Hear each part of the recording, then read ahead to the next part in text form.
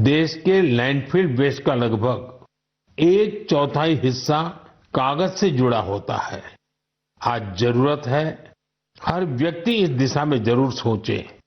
मुझे ये जानकर अच्छा लगा कि भारत के कई स्टार्टअप्स इस सेक्टर में शानदार काम कर रहे हैं। विशाखापत्तनम, गुरुग्राम ऐसे कई शहरों में कई स्टार्टअप पेपर रिसाइकलिंग के इनोवेटिव तरीके अपना रहे हैं। कोई रिसाइकल पेपर से पैकेजिंग बोर्ड बना रहा है, कोई डिजिटल तरीकों से न्यूज़पेपर रिसाइकलिंग को आसान बना रहा है। जालना जैसे शहरों में कुछ स्टार्टअप 100% रिसाइकल मटेरियल से पैकेजिंग रोल और पेपर कोर बना रहे हैं। आप ये भी जानकर प्रेरित होंगे, 1 टन कागज की रिसाइकलिंग से 17 पेड़ कटने से बचते हैं और हजारों लीटर पानी की बचत होती है। अब सोचिए, जब पर्वतारोही इतने कठिन हालत में कचरा वापस ला सकते हैं, तो हमें भी अपने घर या दफ्तर में पेपर को अलग करके रिसाइकलिंग में अपना योगदान जरूर देना चाहिए। जब देश का हर नागरिक ये सोचेगा कि देश के लिए मैं क्या बेहतर कर सकता हूं, तभी मिलकर हम बड़ा परिवर्तन ला सकते हैं। साथियों, बीते दिनों खेलो इंडिया गेम्स की बड़ी धूम रही। खेलो इंडिया के दौरान बिहार के 5 शहरों ने मेजबानी की थी। वहां अलग अलग कैटेगरी के मैच हुए थे। पूरे भारत से वहां पहुंचे एथलीट्स की संख्या 5,000 से भी ज्यादा थी। इन एथलीट्स ने बिहार की स्पोर्टिंग स्पिरिट की, बिहार के लोगों से मिली आत्मीयता की बड़ी तारीफ की है। साथियों, बिहार की धरती बहुत खास है। इस आयोजन में यहां कई यूनिक चीजें हुई हैं।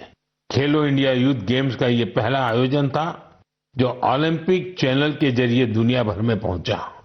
पूरे विश्व के लोगों ने हमारे युवा खिलाड़ियों की प्रतिभा को देखा और सराहा।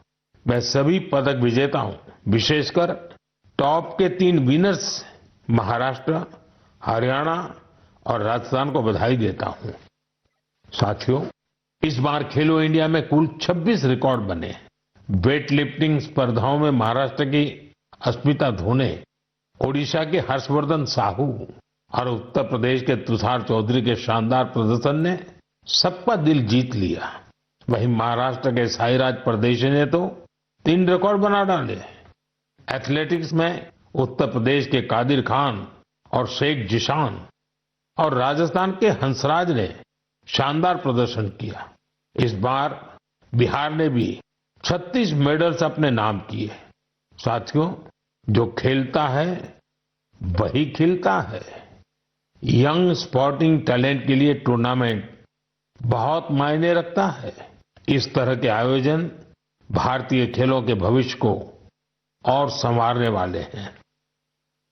मेरे प्यारे देशवासियों, 20 मई को वर्ल्ड बी डे मनाया गया। यानी एक ऐसा दिन जो हमें याद दिलाता है कि शहद सिर्फ मिठास नहीं, बल्कि सेहत, स्वरोजगार और आत्मनिर्भरता की मिसाल भी है। पिछले 11 वर्षों में मधुमक्खी पालन में भारत में एक स्वीट रिवॉल्यूशन हुआ है।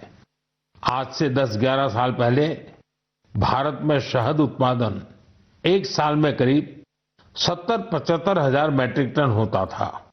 आज ये बढ़कर करीब 1.25 लाख मैट्रिक टन के आसपास हो गया है। यानी शहद उत्पादन में करीब 60% की बढ़ोतरी हुई है। हम हनी प्रोडक्शन और एक्सपोर्ट में दुनिया के अग्रणी देशों में आ चुके हैं। साथियों, इस पॉजिटिव इम्पैक्ट में राष्ट्रीय मधुमक्खी पालन और शहद मिशन की बड़ी भूमिका है। इसके तहत मधुमक्खी पालन से जुड़े हजारों किसानों को ट्रेनिंग दी गई, उपकरण दिए गए और बाजार तक उनकी सीधी पहुंच बनाई गई।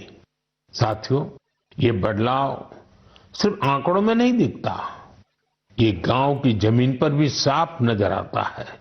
छत्तीसगढ़ के कोरिया जिले का एक उदाहरण है। यहां आदिवासी किसानों ने सोन हनी नाम से एक शुद्ध जैविक शहद ब्रांड बनाया है। आज वह शहद जैम समेत अनेक ऑनलाइन पोर्टल पर बिक रहा है। यानी गांव की मेहनत अब ग्लोबल हो रही है।